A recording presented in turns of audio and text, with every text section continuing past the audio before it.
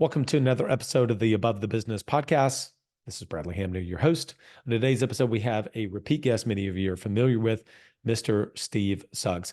We've done several episodes. I think this is maybe over the years, the fourth time we've had Steve come on the podcast. And I love being able to come at different angles with recruiting and with team development with Steve. And we really cover two big topics. We talk about compensation plans and we talk about retaining our best people. Without further ado, here's my conversation with Steve Suggs. Steve Suggs, welcome back to the Above the Business podcast. Appreciate the opportunity to be here. Thanks for having me. I always enjoy our conversations. I've learned a lot from you over the years, and I know that our listeners have. We usually do background and origin story. We're certainly not going to do that. We'll link the episodes that you've come on in the past for people to go and get to know you. But I know a lot of our listening audience is going to be familiar with you. So we're going to just jump into it today.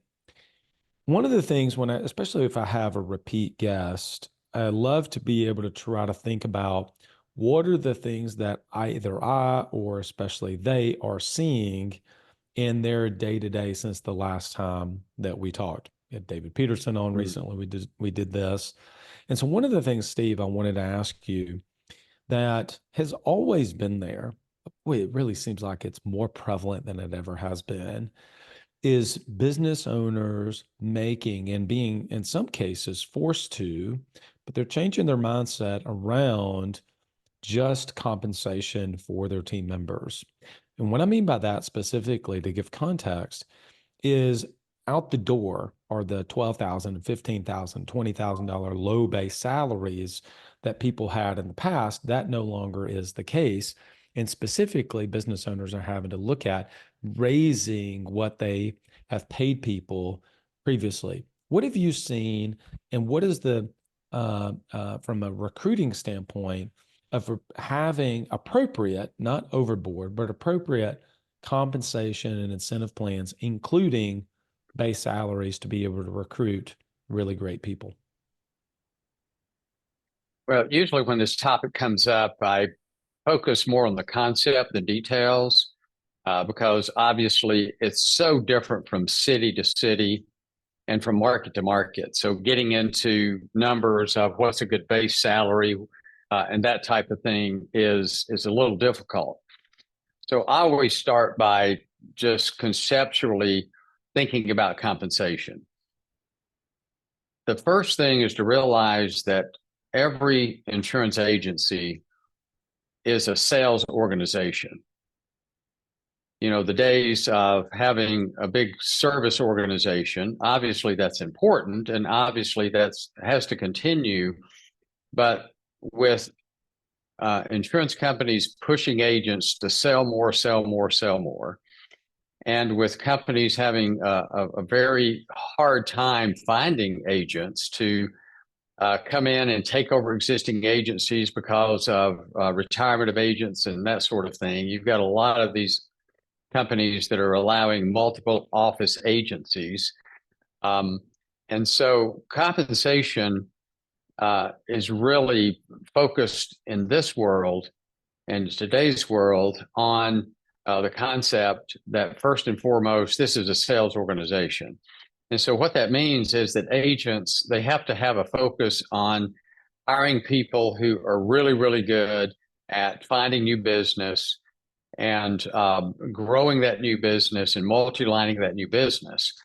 And then there are team members who must be focused on servicing that business, but also have the capacity to pivot and multi-line while they have that customer on the phone. And a lot of what I'm seeing there is that since it is so difficult to hire that person who has the ability to service and pivot, that a lot of agents are simply settling for that person who can just do service work.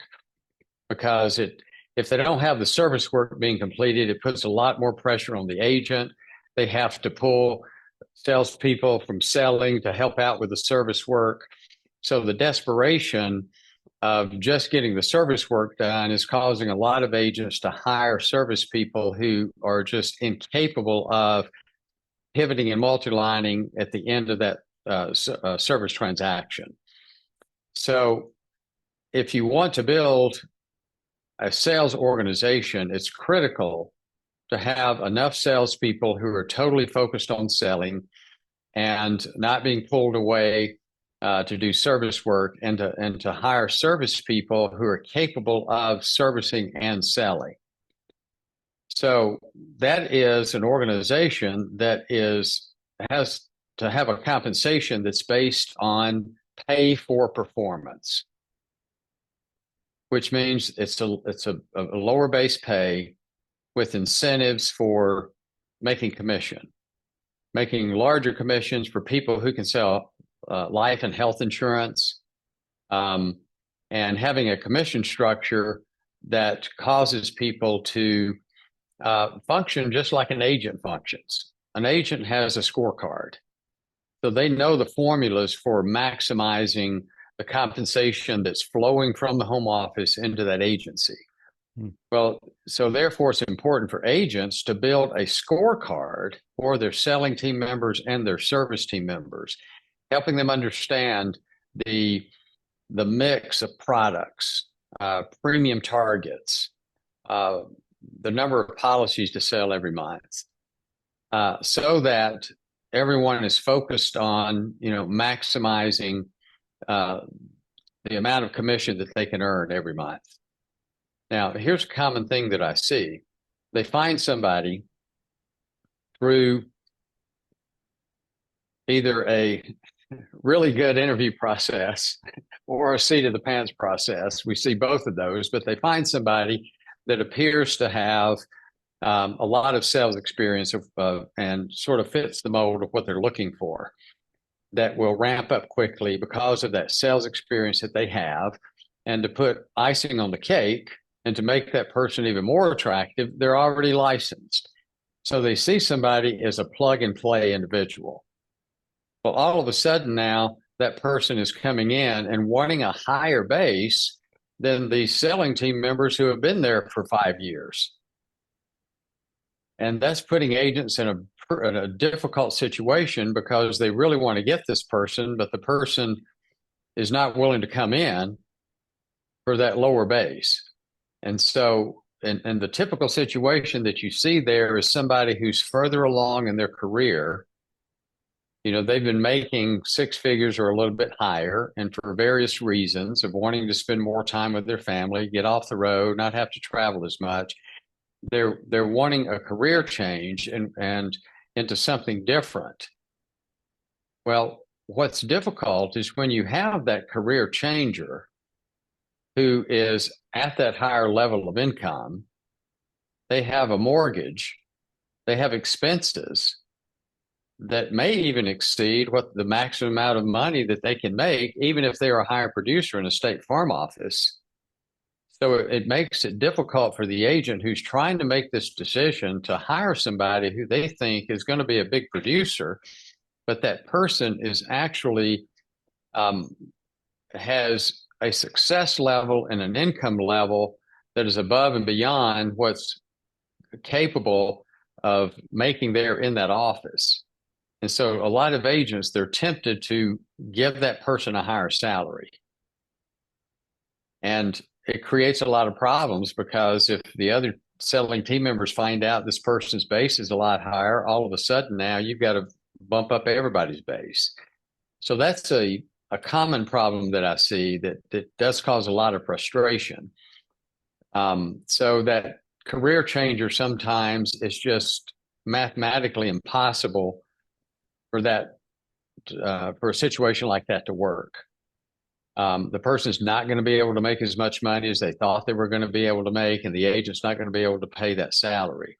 Mm-hmm. So, which means that when they're targeting candidates, they have to become a little bit more focused if they're going after these career changers, to get them a little bit further back in their career path where they don't have that big mortgage. They haven't hit that six-figure income yet. Mm-hmm. So that person can afford to come in at that lower base. And I always encourage agents that to really not allow people to negotiate a higher base um, just out of desperation of trying to get that person.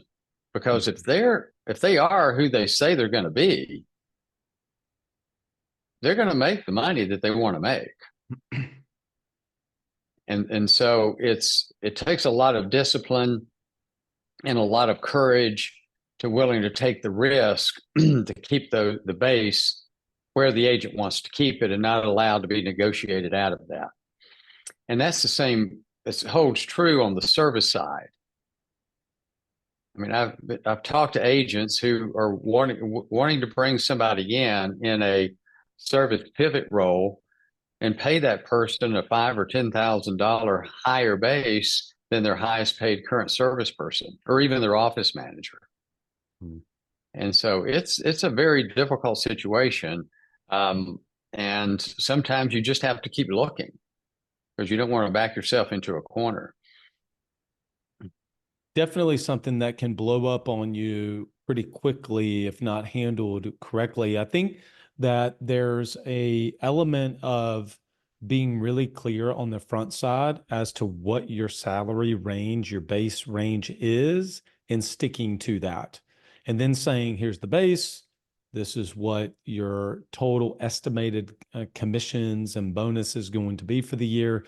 So your total compensation package is $60,000, $70,000, $80,000, et cetera. I think it's a great insight as to sometimes you just have to keep looking. And as I was listening to you, I was just thinking sometimes it's just square peg round hole. It's just not going to work.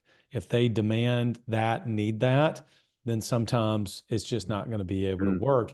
Even and I think that this is where like you can get kind of conflicting messages sometimes, what not on in a podcast, but even if you're just anecdotally talking to other business owners, is that you'll hear an idea of never let an A player go. Like if you have an opportunity to bring an A player on, bring them on. Well, I think that that's right, but it's also missing a part of, yeah, but how much is it going to cost me to do that? Do I have the cash flow to do that? Is that the right thing to be able to do at this time? And so I think that's the challenge of businesses. Sometimes we get conflicting messages about those type of things when the reality is you thought you were going to pay 30 to 35 and they were going to make X amount. Now they come in and they say, hey, I'm not taking less than 50. And then boom, you're paying a $50,000 salary. People find out about that. And now you're in a situation where you just blew the salary ranges out of the water. I've seen it happen many, many times over. I'm sure you have as well. Yeah, and to kind of put a cap on this discussion too, is that most, especially on the service side, individuals applying to service jobs, they do not realize that they are applying for an industry or a small company, a small organization that is a sales organization, a sales focused organization. And I encourage agents on the front end to help those candidates realize that this is not a job that is a low stress job where you're going to come in here and answer the phone and take care of people and love on them and help us retain them.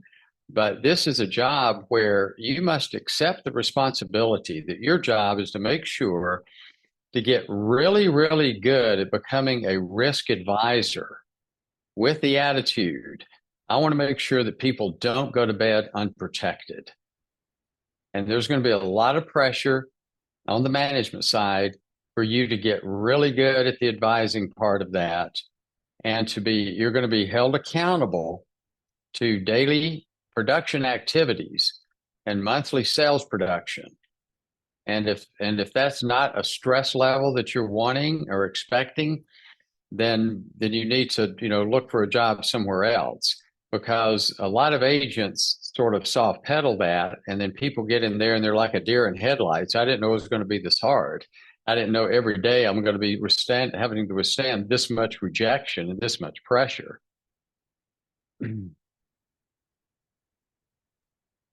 Yeah, I think the one thing that I loved the way you said it is they soft pedal it. They soft pedal it as opposed to being be very honest and upfront as to what it is. It's almost like you start to kind of position and sell the person on the role as to being very clear as to what the outcomes and what it is that you're expecting the role to actually be. I wanted to kind of pivot a little bit and talk about one of the angles I don't know if we've had a discussion about that I can recall, but it's around team specifically, but it's really around retaining some of our best talent.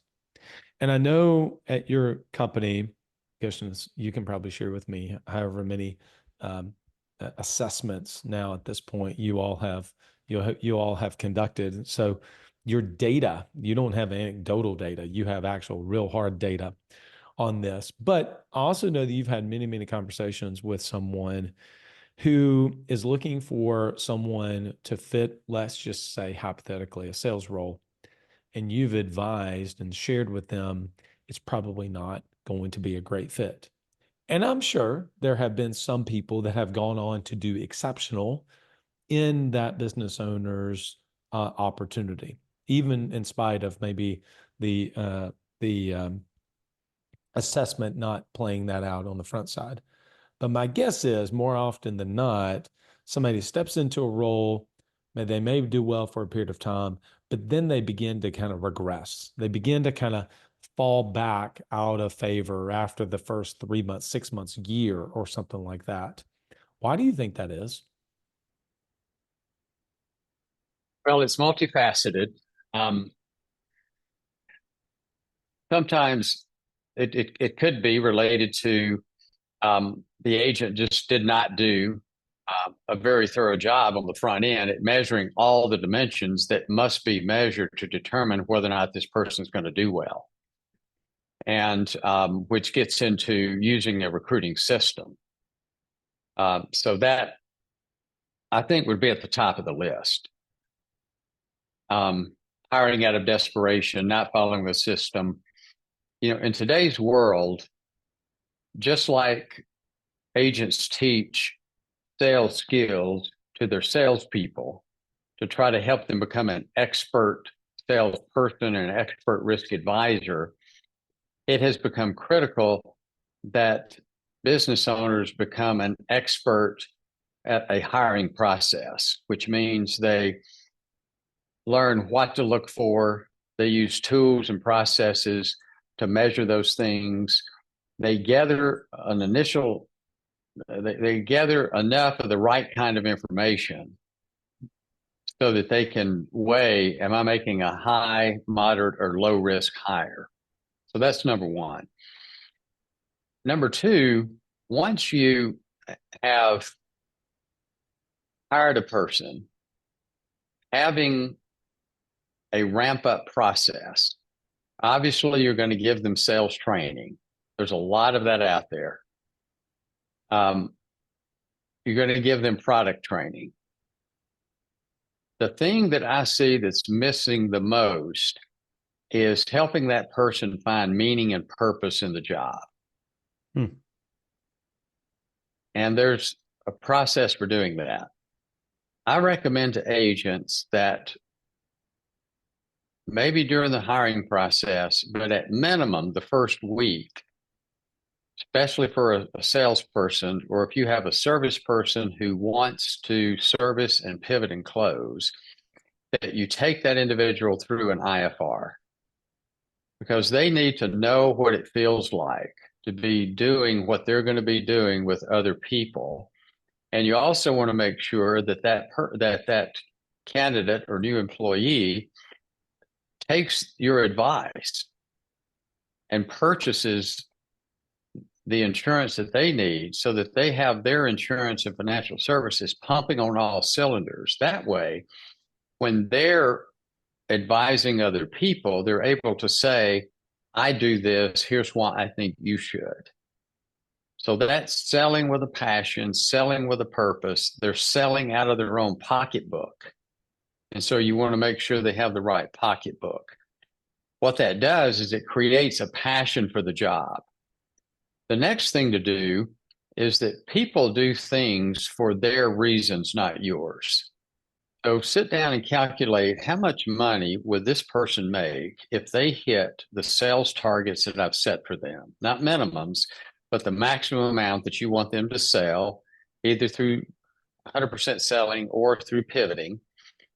And if they hit those targets, how much money would that person make?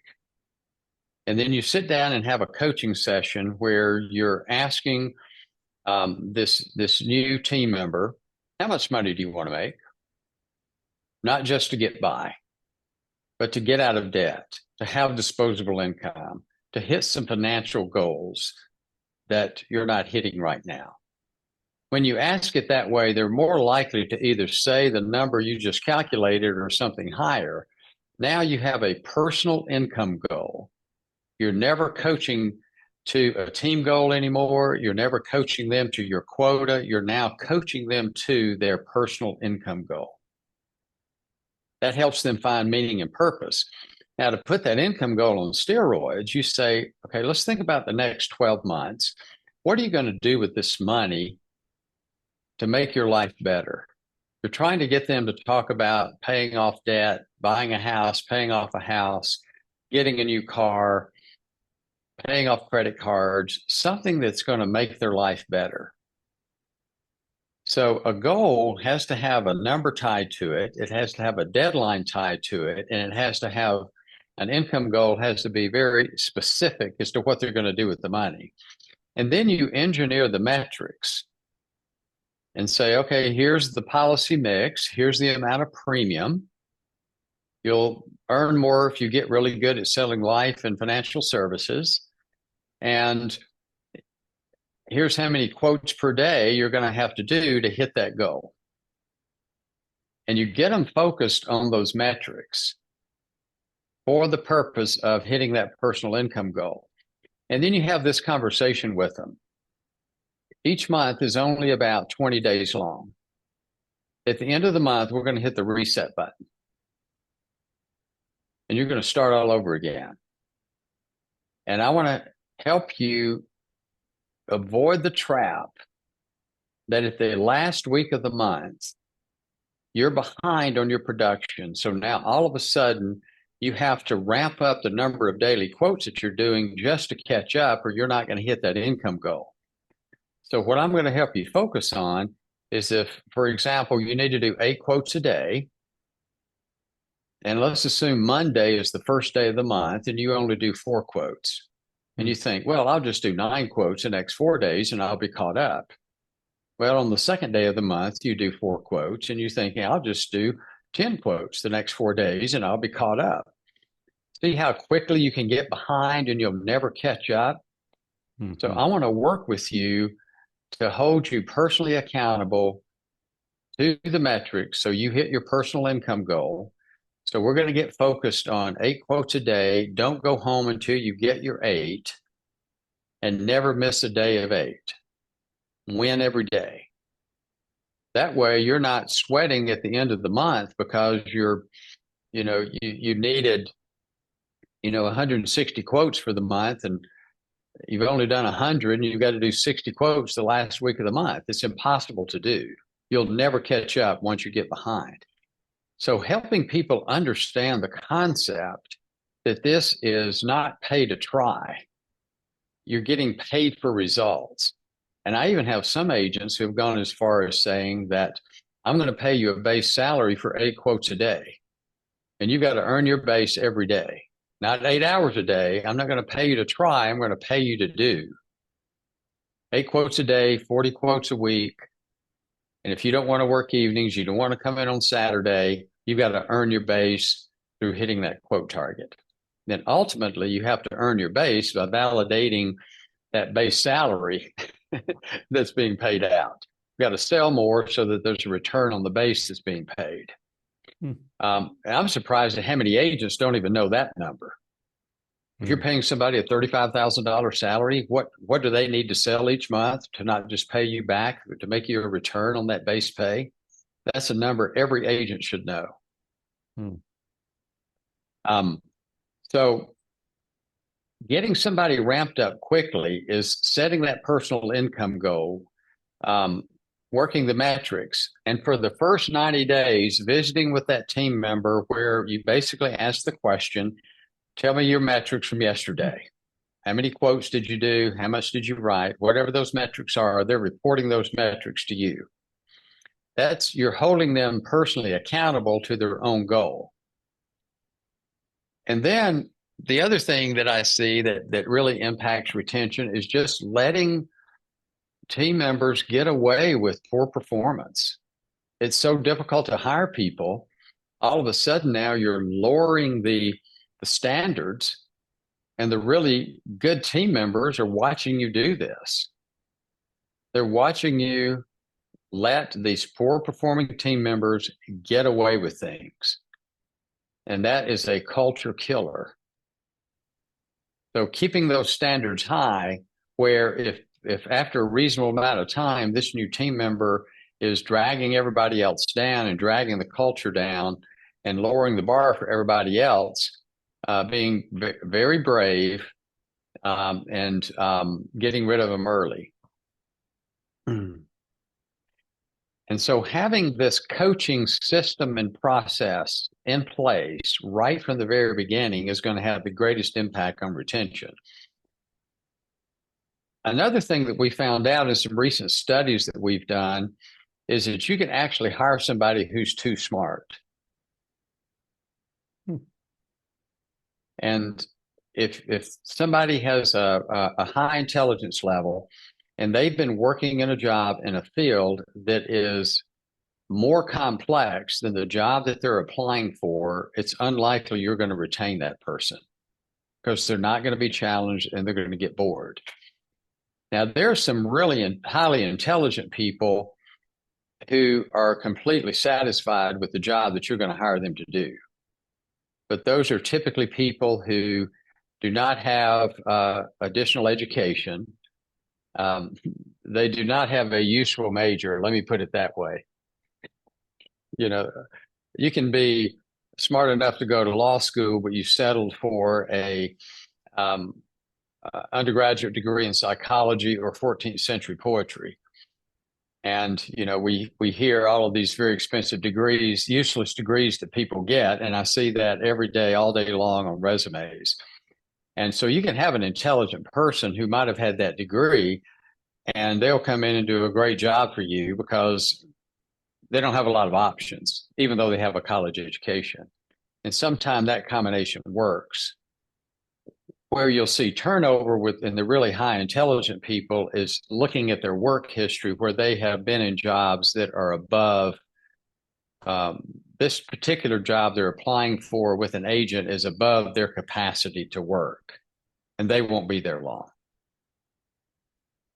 They're looking for a placeholder until the right job comes along, and you want to avoid that. Why do business owners struggle with accountability? I'm sorry, could you say that again, please? Why do business owners struggle with accountability? A lot of business owners are very entrepreneurial. Entrepreneurs are individuals who are somewhat self-made. They're self-driven, they're self-starters.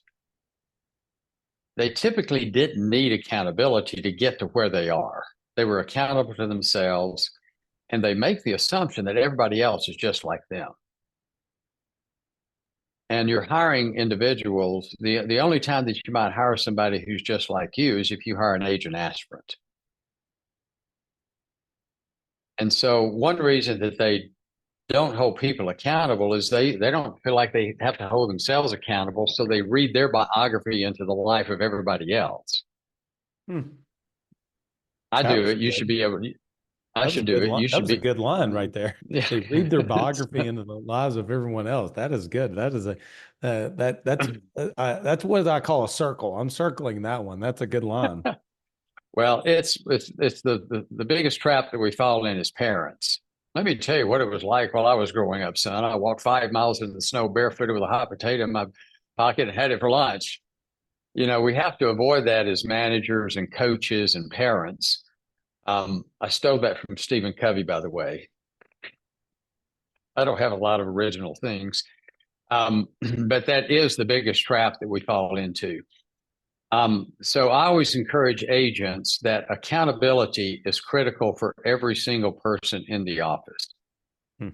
Some individuals can earn the right to be weaned off a lot of accountability, but a culture in the office is once you hold somebody accountable for 3 months, you've trained them to hold themselves accountable.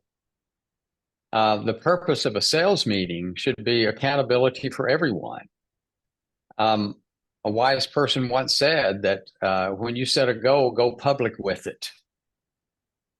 And having a sales meeting at least once a week where all of the metrics, everybody's putting their metrics up on the board. Service people who are responsible for pivoting metrics, salespeople, and they're having to report their metrics to the team. That's going to change behavior right there, because if I know that I've got to report my metrics to the team and compare my goal to my actual results, I'm going to make better decisions in how I use my time. Mm-hmm. I'm not going to piddle in between telephone calls. I'm going to be dialing the phone. I'm going to be focused on either being in front of somebody, quoting them, or finding somebody to quote, which that's the job description of a selling team member. Hmm. Other than filling out the application, if you're doing anything other than those two things, you're unemployed. And then a service team member is either you're doing service work and pivoting to sell something else. That's your job description. If you're doing anything else, you're unproductive. And those things will help stay focused on those metrics that are being reported at the weekly sales meeting, which gives public accountability to the team, which improves time management. Hmm. You know, one thing that I hear a lot from you, you have a lot of good, strong language, but one thing that I would summarize some of the things you share is just very clear outcomes. This is what I'm expecting you to do. This is what I'm going to hold you accountable for. This is our exact recruiting system that we have. We follow this process. We're just not doing it flying by the seat of our pants. There's actually structure in the organization that, if nothing else, holds us as the business owner accountable to ourselves, because we are so entrepreneurial that we can fly by the seat of our pants, which is a strength in a lot of ways. In a lot of settings, it's great. In unstructured environments that don't need it, it's fantastic. You take a business owner and throw them up into a group of people at a BNI meeting, or some talk. A lot of people can thrive in that environment. But when structure and organization is needed in the company, we default against that, because that's not what we wanted. We wanted freedom. We got into this to not be told what to do. I don't work for you, Steve. You're not going to tell me what to do. And so therefore, anything that looks like structure, process, and routine, we tend to push against hard those things that look like that. Final thoughts from you. Well, if you look at most organizations where you have an entrepreneur who built up this great company and then went public, and now they have to be accountable to a board of directors. The board of directors, in many cases, replaces them. And the reason is because they're this very creative, seat of the pants entrepreneur who was able to build this company up, but they really are horrible at running a company. And so they let them continue to have power and control over a certain aspect of that organization that helped get it to where it was going, which is typically new product development, and come in and bring in a CFO and a COO to keep the company on tracks. Well, as a small business owner, you don't have that luxury. Yeah. So you got to do a lot of things you don't like to do. You said, why do I not like to hold people accountable? Well, you don't have to like it, just do it. I don't like to exercise. I don't like to eat right. I just do it because I know in the long term it's going to be beneficial. Yeah. And most of the time, every day, all day long, we're doing things we don't like to do because we like the positive outcome that it generates. Yeah. Yeah. And so the challenge of an agent running an agency is you've got to wear so many hats. So figure out what's the best recruiting system and process I should be using. What's the best coaching system and process I should be using, and stick to the process. Trust the process and educate yourself. Get really good at understanding human behavior. Mm. That's the number one thing that I encourage agents to do. When you start understanding human behavior, you're going to be a better recruiter. You're going to be a better coach. You're going to be a better parent, a better spouse, a better partner. It's going to have a tremendous impact in all areas of your life. Steve, I learned so much from whenever you come on. I've got 2 pages of notes and about 4 things circled of key takeaways, lessons learned, things I'm going to put in my journal. People want to connect with you. Where can they find you? The easiest thing to do would just be to send me an email. And the easiest email address is Steve Suggs, Suggs, at Mac, MAC, Mary Alice Cat.com. Steve, appreciate you coming on. Thank you so much. I always enjoy it. That was great, my friend. That was awesome. Good Is that stuff. okay? That's better than okay. It was good. Right. I legitimately have I've ended up sharing it on the podcast. You'll hear it whenever you hear the thing actually drop. Is that when I write down, as I'm writing notes down, if I circle it, that's my process. That I do 2 things with this. Number one is I will use the circles as my outro. I record my outro whenever we're finished here. And the second thing I do is I do go into where I put my notes, like things I've learned throughout the year, and I will go in and put that down as lessons learned, because then those are things that I'll use at the end of the year to reflect back on and to say, oh yeah, I remember when Steve said and reminded me to make sure I'm finding meaning and purpose in my team members in my team members' jobs. Oh, that's right. We are a sales focused organization. Um, Coach to the personal income goal. I pay you to do, not to try. I'm actually using an analogy there of one, which is Cooper's basketball trainer says, "Hey, you're paid to make shots, not shoot, not take shots. You're paid to make them, not shoot them." He's 13. Here is something that I've learned that um, is critical to managing a team. I just didn't say this online because I didn't think about it. A lot of people want to know, how do I improve the optimism of a person on my team? The number one way, and this comes from studies, not from my experience or anything else. If you want to increase optimism, you have to create meaning and help that person create meaning and purpose in their life. And to create meaning and purpose in their life, you help them set that income goal, that whole process that I talked about. Mm-hmm. Just by having that goal by a certain date and what they're going to do with the money, their optimism, the needle will move dramatically. And then if you break that annual income goal down into a monthly income goal, every time they hit that goal, the needle is going to move again. So we have a low optimism epidemic in America, primarily because people have no meaning and purpose. Mm-hmm. And so to coach people effectively, you have to help them create meaning and purpose for their life. Mm. And that's the primary reason behind goal setting and accountability. We're not doing it to just do it. Mm-hmm. Mm-hmm.